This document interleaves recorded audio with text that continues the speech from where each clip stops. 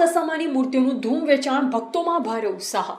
પવિત્ર શ્રાવણ માસના પ્રારંભ સાથે સમગ્ર રાજ્યમાં ધાર્મિક આસ્થાનો માહોલ જોવા મળી રહ્યો છે।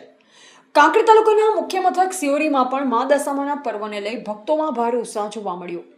સિહોરી સહિત થરા અને ખીમાણા બજારોમાં દશામાની મૂર્તિઓ તથા પૂજાપાના સામગ્રીની ધૂમ ખરીદી થઈ રહી છે।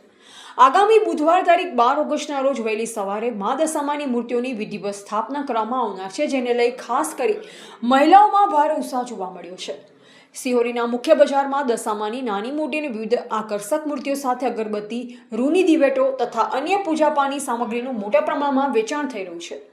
વેપારીઓના જણાવ્યા મુજબ ગત વર્ષની સરખામણીએ મૂર્તિઓના ભાવમાં થોડો ફેરફાર જોવા મળી રહ્યો છે। તેમ છતાં ભક્તોની શ્રદ્ધા અને ઉત્સાહમાં કોઈ જ ઘટાડો થયો નથી। બજારમાં ખરીદી માટે શ્રદ્ધાળુઓની ભારે અવરજવર જોવા મળી રહી છે અને સમગ્ર બજાર મા દશામાના જયઘોષથી ગુંજી રહ્યું છે। નકલી ઘી સામે તંત્રને ચેકિંગની માંગ।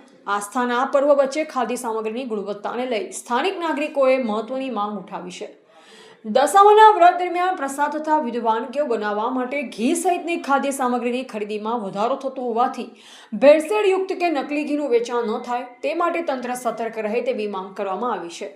સ્થાનિક લોકો દ્વારા ફૂડ સેફ્ટી વિભાગને સિહોરી, થરા, ખીમાણા સહિતના વિસ્તારોમાં ખાદ્ય ચીજોના નમૂના લઈ કડક ચેકિંગ હાથ ધરવા માંગ કરવામાં આવી છે, જેથી પવિત્ર તહેવાર દરમિયાન શ્રદ્ધાળુઓને શુદ્ધ અને ગુણવત્તાયુક્ત ખાદ્ય સામગ્રી તથા પ્રસાદ મળી રહે। આગામી દિવસોમાં દશામાના પર્વને લઈ સિહોરી બજારમાં ભક્તોની ભીડમાં હજુ વધારો થવાની શક્યતા છે। મા દશામાં સૌના જીવનમાંથી દુઃખ દરિદ્રતા દૂર કરી સુખ શાંતિ અને સમૃદ્ધિ આપે તેવી ભક્તો પ્રાર્થના કરી રહ્યા છે।